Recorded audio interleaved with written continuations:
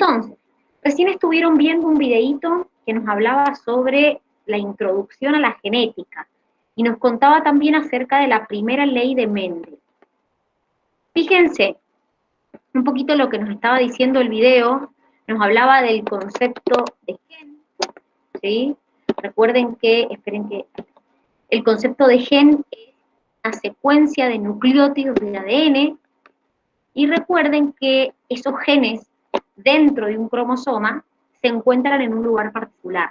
Es decir, un cromosoma tiene muchos genes y cada gen ocupa un lugar particular que se le llama locus a ese lugar que ocupa. Pero a su vez, cada gen tiene variantes o alternativas. Es decir, los alelos son las variantes o alternativas de un gen. ¿Qué quiere decir eso? Miren, estos dos, por ejemplo, son alelos, estos son alelos y estos son alelos. Es decir, son los alelos que codifican... Profe, no hay Sí, ninguna presentación de pantalla. perdón, porque se trabó, porque puse presentar y no se presentó. Perdón. Ahí se... Lo que pasa es que me parece que se trabó porque empezaron... A ver, ahí está. ¿Ahí lo están viendo? Miren. ¿Ahí lo están viendo? ¿Al power? Sí, profe. Sí, ahora sí. Ahora, genial. Entonces, fíjense, como yo les estaba diciendo, cada gen está codificado, diríamos, por dos alelos. Es decir, los alelos son las alternativas de un gen. Esos alelos pueden ser homocigotas dominantes, si los dos alelos son iguales, homocigotas recesivos, o heterocigotas. Nosotros, en genética, a los alelos los representamos con letras mayúsculas o letras minúsculas. Las minúsculas nos hablan de alelos recesivos y las mayúsculas de alelos dominantes. Entonces, por ejemplo, si tengo dos A mayúsculas, soy homocigota dominante. Si tengo dos A minúsculas, soy, homocigota recesiva. Y si tengo un alelo dominante y uno recesivo, soy heterocigota. Y esos son los genotipos posibles. Entonces, hay una diferencia importante entre genotipo y fenotipo. ¿Qué quiere decir esto? El genotipo es nuestra composición genética. No lo vemos. El fenotipo es lo que verdaderamente nosotros vemos. Es decir, es la expresión visible del genotipo. Eso es el fenotipo. Por ejemplo, yo en una persona veo el pelo morocho, veo los ojos claros o veo los ojos oscuros, pero no veo su genotipo. Yo lo que veo es su fenotipo. Es la expresión visible de esa persona. Entonces, dependiendo de qué genotipo tenga, será lo que yo vea. Les doy un ejemplo. Miren, imaginémonos estos tres genotipos que tenemos acá. Siempre se expresa la característica dominante. Les doy un ejemplo. El pelo oscuro domina, es una característica dominante sobre el pelo claro. Entonces, si yo tengo homocigota dominante, voy a tener pelo oscuro. Si tengo homocigota recesivo, voy a tener el pelo claro. Y si soy heterocigota, que tengo 1 y 1, también voy a ser pelo oscuro. ¿Por qué? Porque las características dominantes se expresan con un solo alelo. Con que haya un solo alelo, esa característica se expresa. Entonces, en los heterocigotas también expreso la característica dominante. Siempre les van a aclarar cuál es la característica dominante y cuál es la característica recesiva en los problemas. ¿Sí? Les van a decir, no sé, los ojos oscuros dominan sobre los ojos claros. Entonces, estos son los posibles genotipos. ¿Qué significa homocigota? Que los dos alelos son iguales, o los dos mayúsculas o los dos minúsculas, o los dos dominantes o los dos recesivos. ¿Qué significa heterocigota? Que tengo un alelo dominante y un alelo recesivo. Es decir, los alelos son distintos. ¿Se entiende? Profe, Dime. en el heterocigoto entonces siempre va a ser dominante Siempre, o va a depender. siempre se expresa la característica dominante. Es decir, te doy otro ejemplo. Si vos tenés ojos oscuros y ojos claros, los ojos oscuros dominan sobre los claros. Entonces, si vos sos heterocigota, vas a tener ojos oscuros. Es decir, en el heterocigota, la expresión fenotípica, lo que vos ves, es la característica dominante. ¿Se entiende? Sí, profe, gracias. Profe, Dime. ¿y puede ser que, no sé, en el caso de los ojos oscuros dominan los ojos claros? ¿Puede ser viceversa o no? Generalmente las características oscuras dominan sobre las claras. Es decir, generalmente el pelo oscuro, los ojos oscuros, dominan sobre los colores más claros. ¿Sí? Por ejemplo, ya van a ver algunos problemas enseguida donde les dice, bueno, determinada condición es dominante o es recesiva. Siempre en los problemas les van a aclarar cuál es la característica dominante o cuál es la característica recesiva. Pero, como les digo, generalmente, no sé, el pelo negro domina, por ejemplo, en un animal, el pelo negro domina sobre el pelo blanco. En nosotros el color oscuro de pelo domina sobre el claro. Los ojos oscuros sobre los ojos claros. Siempre es así. Bien, entonces, ustedes vieron en el video que les hablaba sobre Mendel, que fue quien sentó las bases para la genética, básicamente. Pero antes de Mendel, existieron otras teorías.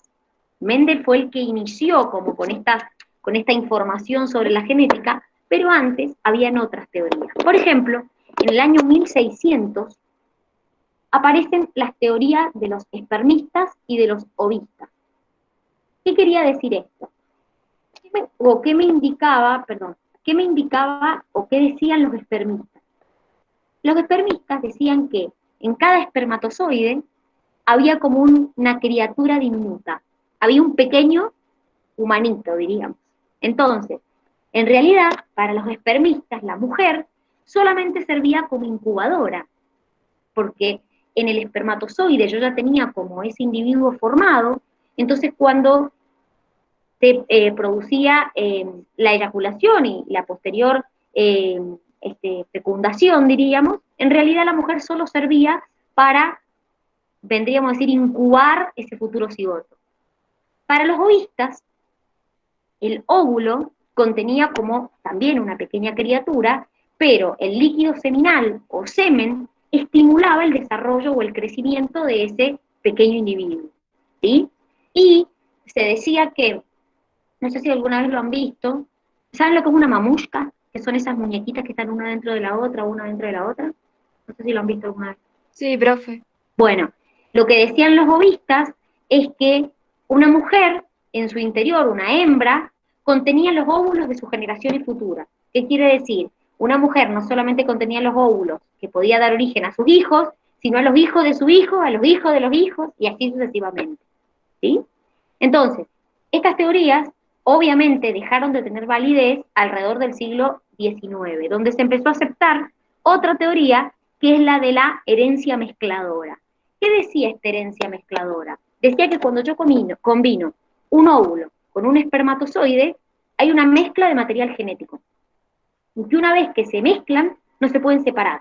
Por ejemplo, como si fueran tintas. Es decir, si yo mezclo tinta negra y tinta blanca, tinta gris. Entonces ellos consideraban que cuando se unía un espermatozoide con un óvulo había como una mezcla de información genética y el individuo que surgía era una mezcla.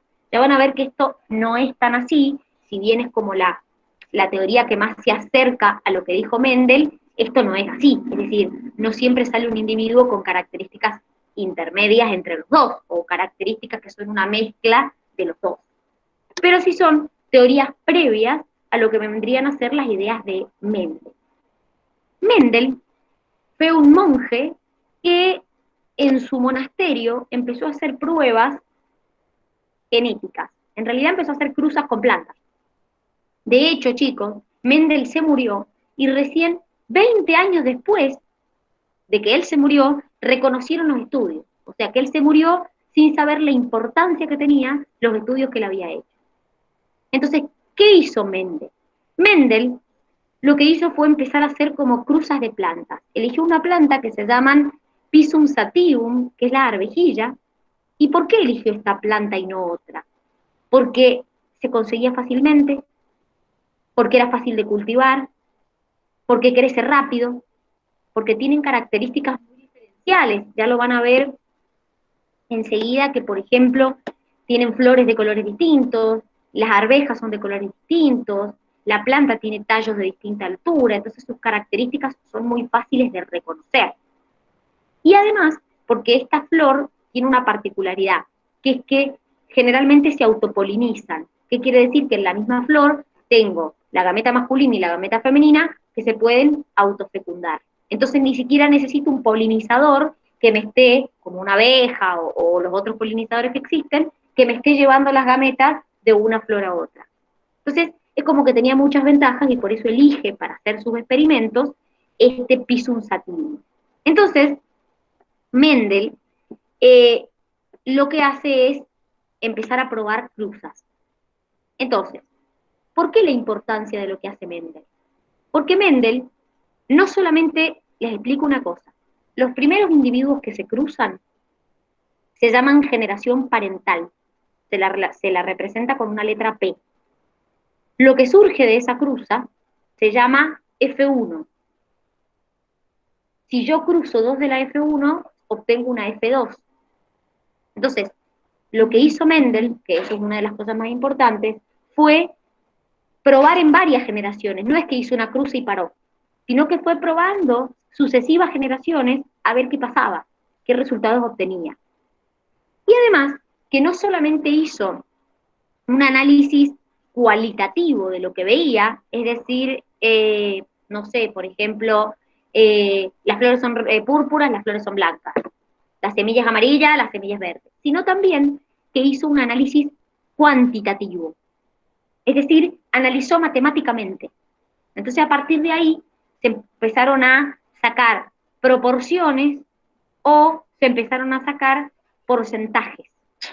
Ya lo van a ver ahora enseguida, cuando veamos un poco de la primera ley, que yo saco proporciones o porcentajes. Eso es porque Mendel lo hizo. Es decir, analizó cualitativamente, pero también cuantitativamente a estas cruzas que él iba haciendo.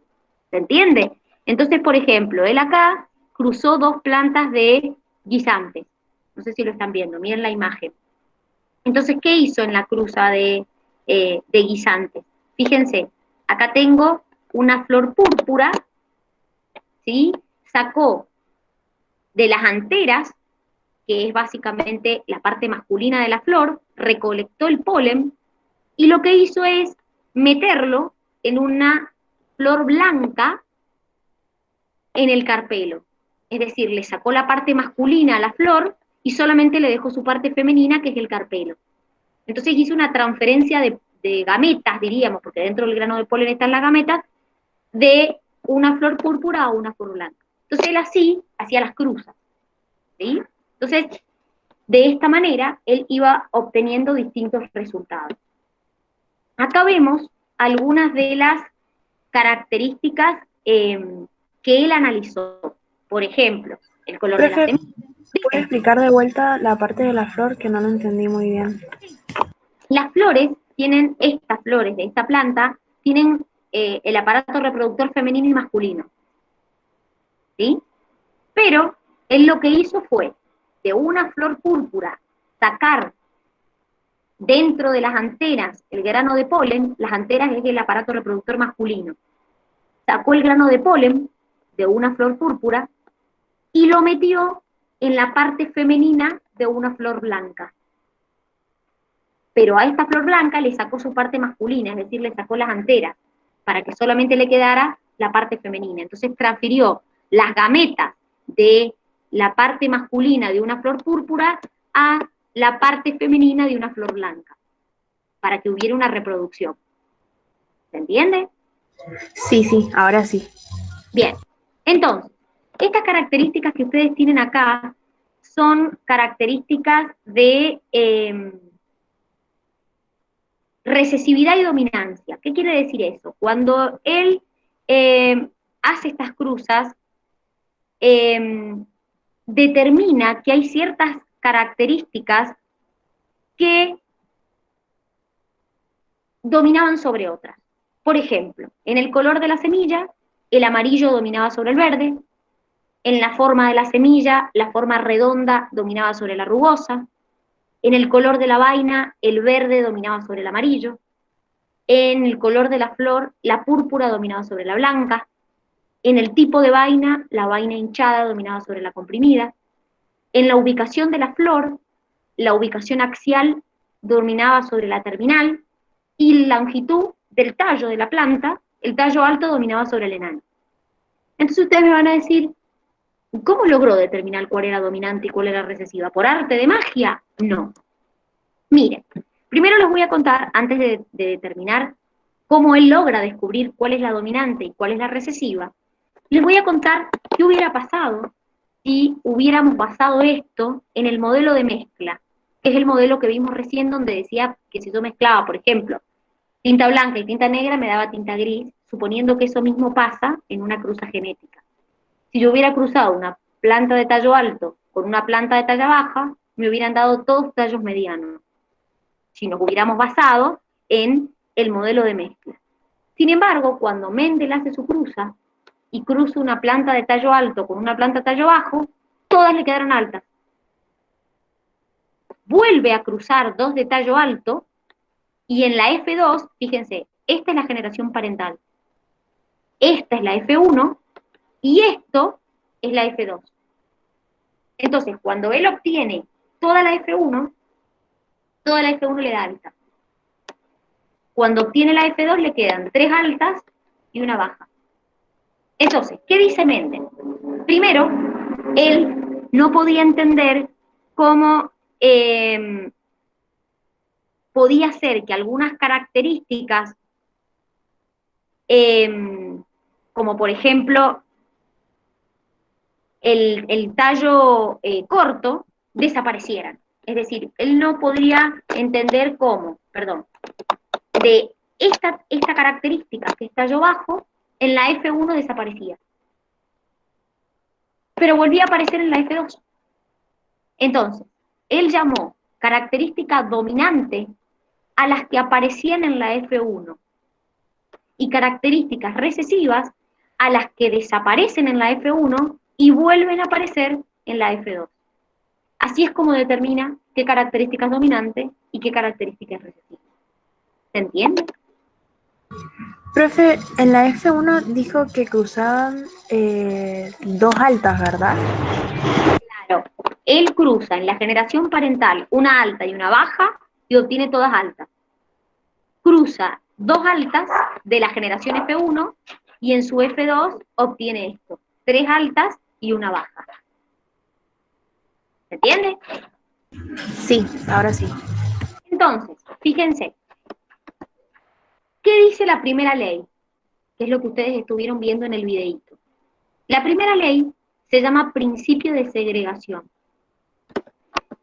Cada individuo lleva un par de factores hereditarios para cada característica.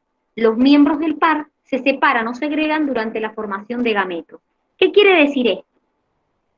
Yo les dije a ustedes que para cada característica que yo considere, color de pelo, color de ojos, color de semilla, color de flor, siempre hay 2 alelos que están codificando para esa característica. Es decir, volvemos un poquito para lo que dijeron atrás, lo que vimos recién, siempre tengo 2 alelos codificándome para una característica. Entonces, a esto se refería con el par que codifica par para una característica en particular. Pero hay otra cosa importante que dijo Mendel en su primera ley, que los miembros del par se separan o segregan durante la formación de gametos. ¿Qué quiere decir esto? Imagínense que yo tengo un par de cromosomas homólogos. Eso lo vimos en la unidad anterior. Imagínense que yo tengo en el par de cromosomas homólogos, no sé, supongamos el par 1, estoy diciendo un par al azar, voy a buscar la característica que codifica para el color de semillas. Entonces, esa característica va a tener 2 alelos. Esos alelos se van a ubicar en los pares de homólogos a la misma altura, es decir, en el mismo locus. Eso, ¿qué pasa? Cuando se produce la meiosis y se forman los gametos, ustedes bien vieron que en la meiosis 1 yo separaba los cromosomas homólogos y en la meiosis 2 separaba las cromátides. Entonces, esos alelos que me estaban codificando para la característica se separan durante la formación de las gametas. Miren, para que tengan una idea más clara, esperen que ahora les voy a compartir, les voy a dejar de presentar esto y les voy a mostrar esto que les digo de los alelos. Espérenme un minuto. Miren. Fíjense. Miren, supongamos que este es un cromosoma y este es su homólogo. Supongamos que este es el par 1 de cromosoma. No sé. ¿Qué va a pasar? ¿A qué voy yo? Si en este alelo, en este cromosoma, perdón, a esta altura tengo el alelo que codifica para el color de la semilla, en el homólogo, en su cromosoma homólogo, a la misma altura va a estar el otro alelo que codifica para el color de la semilla. Es decir, los alelos que me codifican para una característica en particular se encuentran en el mismo locus en el par de cromosomas homólogos. ¿Se entiende a lo que voy? ¿Se entiende esto o no? Sí, profe. Bien, entonces, esto, por ejemplo, supongamos que tengo otro gen, no sé, el gen para la forma de la semilla.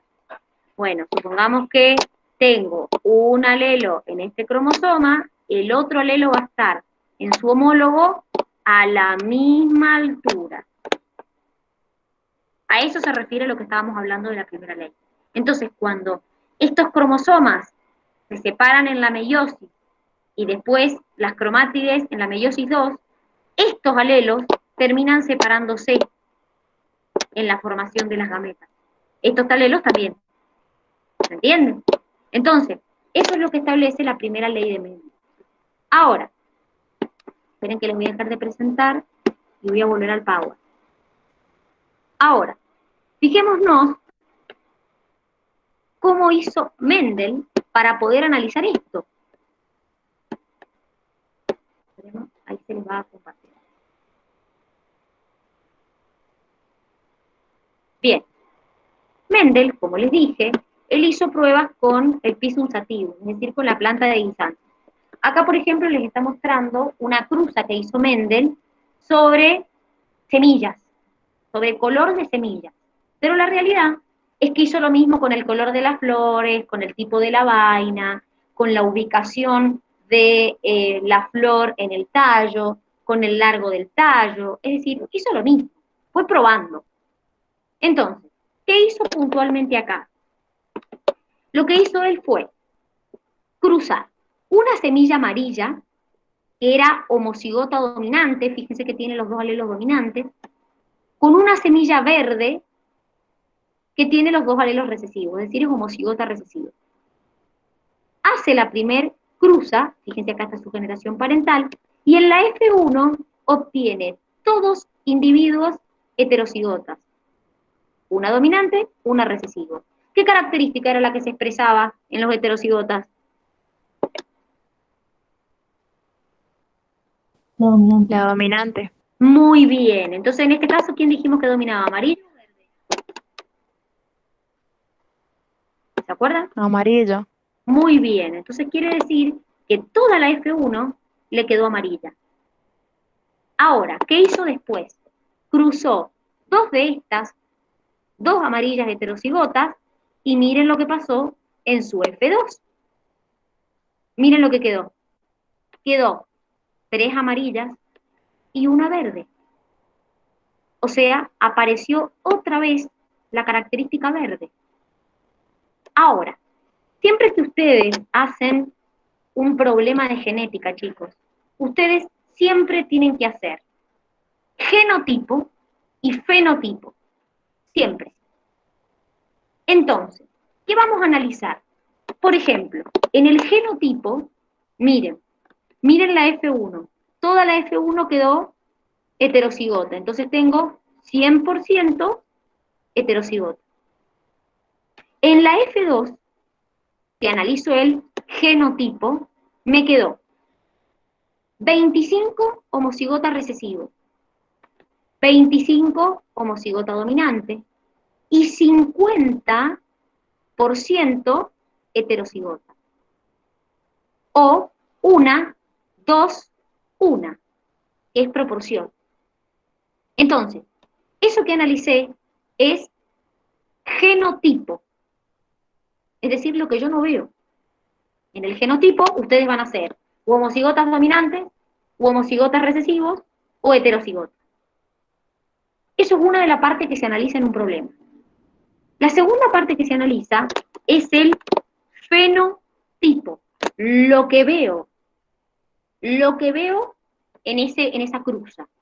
¿Qué vi acá? ¿Cómo fueron todas las semillas? Todas de color amarillo. Muy bien, entonces tengo 100% semillas amarillas. Y en este caso, en esta cruza en F2, tuve 3 semillas amarillas y una verde. Está acá, 3 semillas amarillas, una verde. ¿Qué quiere decir esto? Tengo 75% amarillas, 25% verdes. Recuerden que en los heterocigotas que tienen acá, la característica que se expresa es la dominante. Y habíamos dicho que el amarillo dominaba sobre el verde. Por eso es que estas dos también son amarillas. ¿Se entiende lo que hizo Mendel o no? Profe, yo no entendí, no entendí bien cómo en el genotipo. Dijo que era 25% heterocigota. ¿En cuál? ¿En la F2? Sí, en la F2. Sí. Bueno, vos tenés 3 tipos de genotipo posibles. Ser homocigota dominante, ser homocigota recesivo o ser heterocigota. Alguna de esas 3 son. Entonces, yo acá veo las 2 I mayúsculas. Cuando los 2 alelos son iguales y mayúsculas, ¿cómo se llama ese genotipo? Homocigota dominante. Perfecto. Si tengo las 2 I minúsculas y son iguales, ¿cómo se llama ese genotipo? Homocigota recesivo. Perfecto. Entonces tengo 25 homocigota dominante, 25 homocigota recesivo. ¿Cómo se llama cuando tengo una I mayúscula y una minúscula? Heterocigota. Tengo 50% heterocigota. ¿Se entiende el porqué de dónde sale el genotipo? Sí, ahora sí. Y, profe, entonces las heterocigotas son siempre dominantes. Las heterocigotas genotípicamente son heterocigotas. Ahora, la característica que se expresa es la característica dominante. Es decir, en este caso, el color amarillo. ¿Se entiende? Sí, ahora sí, ya entendí. Ahora, les quiero hacer una aclaración. Nosotros acá hemos cruzado una sola característica, solo el color de la semilla. Entonces, por eso a esto se le llama cruza monohíbrida, porque solo estoy analizando una sola característica, el color. Entonces, cuando eso pase, me queda un panet de 4 cuadraditos cada uno. ¿Cómo hago para llegar a este panet? Tienen que ubicar cada uno de los alelos. Fíjense, acá tengo los 2 alelos, el mayúsculo y o sea, la I mayúscula y la I minúscula. La coloco uno acá, una acá. Y como si iban a cruzar 2 de estas, coloco el otro acá y el otro acá. Entonces después hago este con este con este con este y este con este. ¿Se entiende? Entonces, fíjense que esto se llama cuadro de Panet. Como estoy analizando una sola característica, solo el color, hago 4 cuadraditos nada más. ¿Se entendió? Sí, profe. Bien. Ahora, vamos a ver otra cosa que es lo que llamamos cruza de prueba o retrocruza. ¿Qué quiere decir esto? Nosotros acá lo que hicimos fue, les dimos 2 padres para obtener una descendencia. Y después cruzamos 2 de estos para obtener otra descendencia. Es decir, lo que hacíamos era cruzar 2 para obtener una descendencia en particular. La cruza de prueba o retrocruza es algo que nos sirve al revés. ¿Qué quiere decir esto? Yo conozco la descendencia, pero lo que voy a poner a prueba o lo que quiero conocer es el genotipo del dominante. ¿Qué quiere decir esto? Supongamos que yo quiero saber, con una determinada descendencia, si la semilla amarilla, que es la dominante, es amarillo homocigota dominante o amarilla heterocigota. No sé, y quiero saberlo. Entonces, ¿qué se hace? Siempre, en la cruza de prueba, se cruza con un homocigota recesivo, que es lo que he hecho acá. Entonces, pruebo con el homocigota dominante, es decir, las 2 I mayúsculas, y fíjense, me queda todo heterocigota. Hago lo mismo, pero ahora con el heterocigota, porque yo recuerden que lo que quería probar era si la semilla dominante, el color amarillo, era homodominante o era heterocigota. Entonces, ¿qué hago? Lo mismo, cruzo este con este, este con este, este con este, este con este. Y me fijo en la descendencia. Entonces, supongamos que yo les digo, chicos, en determinada cruza obtuve la mitad de semillas verdes y la mitad de semillas amarillas. ¿Cómo son los padres? Entonces, ustedes dicen, si obtuviste la mitad de las semillas verdes y la mitad amarillas, quiere decir que el padre, que es lo que vos estás buscando, es decir, el genotipo dominante, es heterocigota. O puede que yo les diga, no, chicos, la descendencia salió toda amarilla. Entonces me van a decir, no, entonces el padre era homocigota dominante. Porque recién ahí me da todas las semillas amarillas. Quiere decir que en la cruza de prueba o retrocruza, ustedes lo que hacen es averiguar el genotipo del padre dominante. No saben si es homodominante o heterocigota. Entonces, eso es lo que ponen a prueba, lo que quieren averiguar. ¿Se entiende? ¿O más o menos? Sí, profe, se entiende. Bien. ¿Alguien no lo entendió?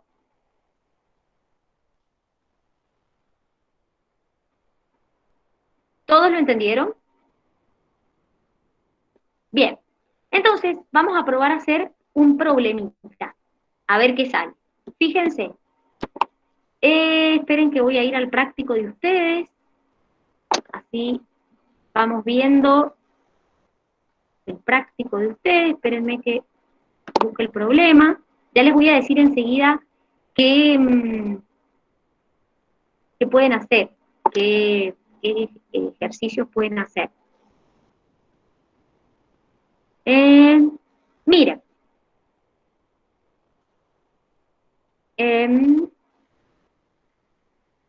vamos a hacer, ustedes van a ver que tienen 2 prácticos. Tienen un práctico que dice trabajo práctico genética y otro práctico que dice trabajo práctico complementario. Todos a continuación de la teoría. Vamos a hacer, para el que si tiene el apunte cerca, vamos a hacer el problema 6C del trabajo práctico, que dice trabajo práctico genética. El 6C dice, consideramos que el rasgo pie plano es recesivo. ¿Qué fenotipo tendría el hijo de un matrimonio en el que uno de sus progenitores tiene pie plano y el otro tiene pie normal? Ese es el problema que vamos a hacer.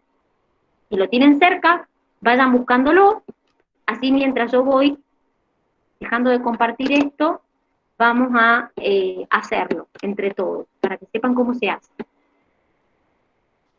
Espérenme un minuto.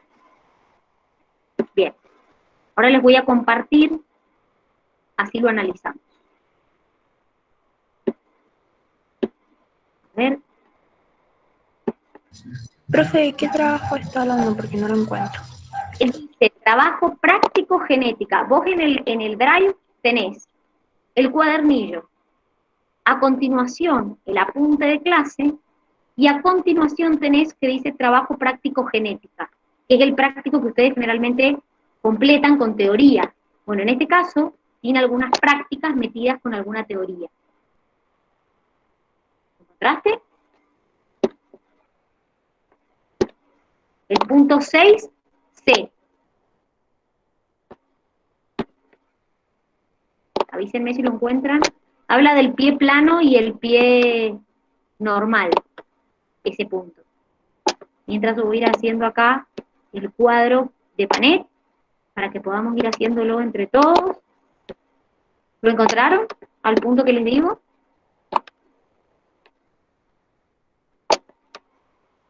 Profe, yo no lo encuentro, no sé, no me sale, o quizá me sale. ¿Qué número era, el 7 o el 6?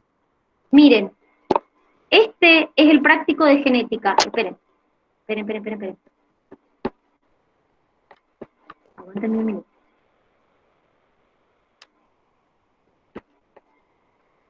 Ahora se los paso. Igual es un práctico que podemos hacer, es un problema que podemos hacer entre todos. No se hagan problema igual si no está, no quiero perder más tiempo. Pero es un problema que podemos hacer todos porque habla sobre pie recesivo y pie dominante. Es decir, no Profe, hay yo lo drama. encontré al trabajo, pero el punto 6 me sale unir con flecha. Bueno, por eso no importa, no se hagan problema porque en los prácticos puede ser que esté corrido porque no es lo mismo el práctico de odonto que el de tecnicatura que el de medicina. No se hagan problema igual. Yo se los cuento el problema y lo hacemos entre todos.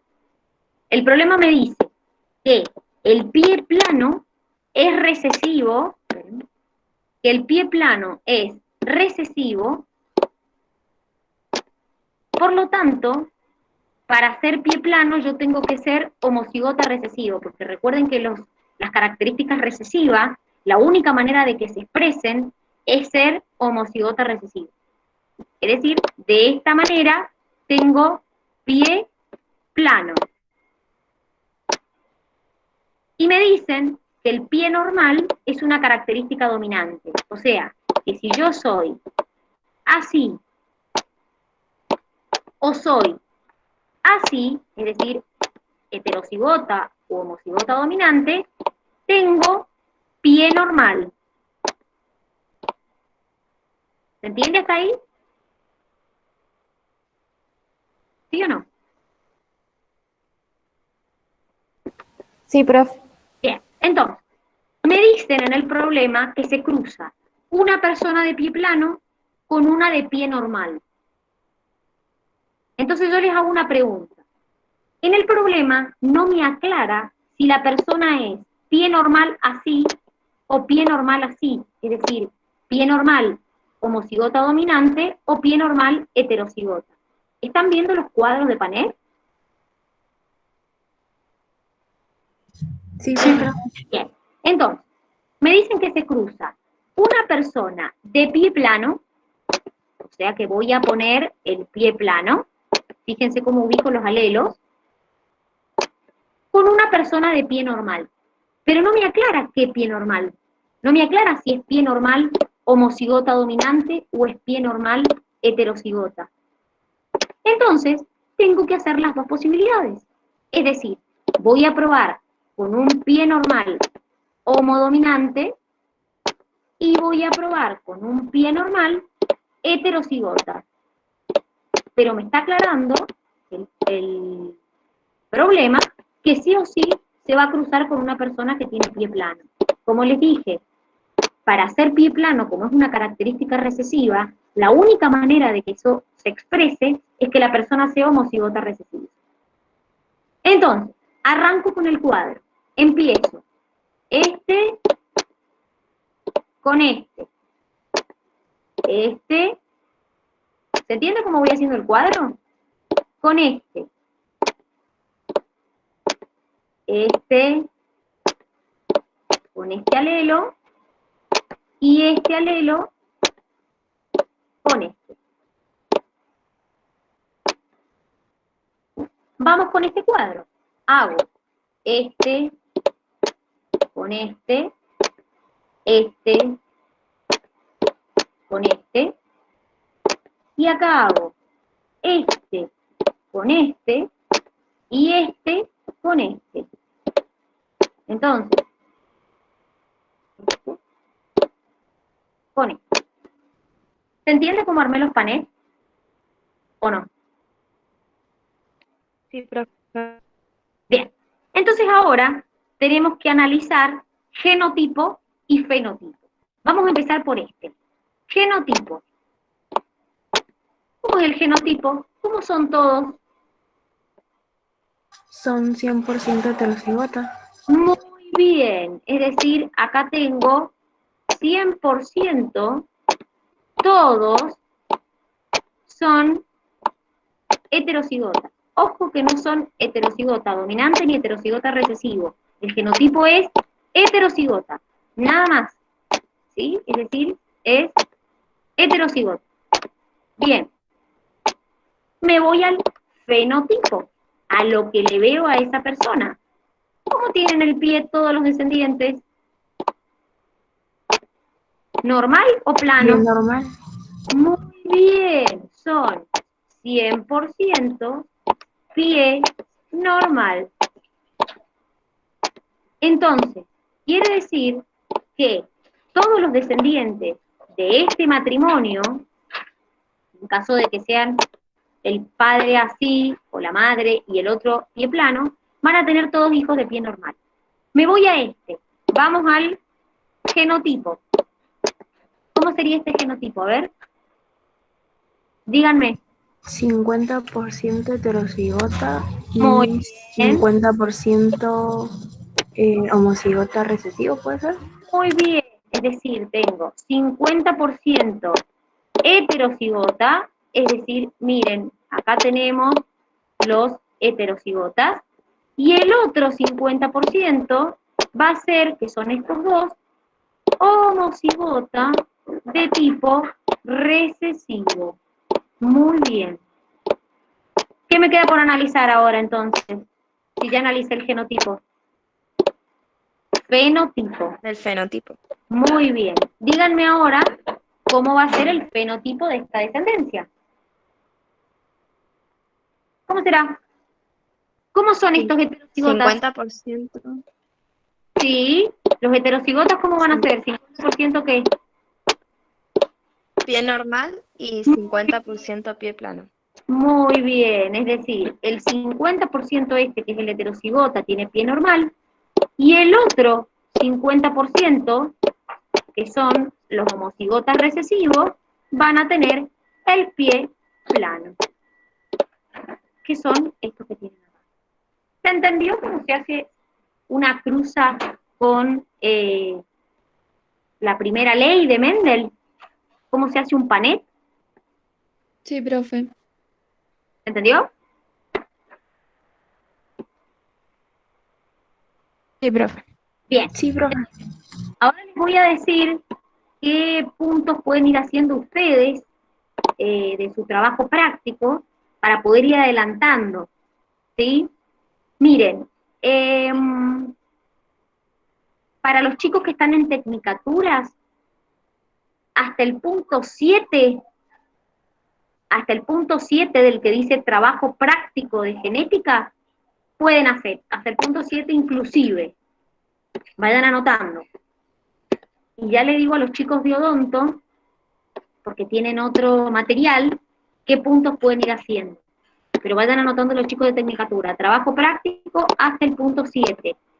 Y ahora les digo, en odonto, hasta qué punto pueden hacer, porque en odonto está distinto. Miren, en odonto,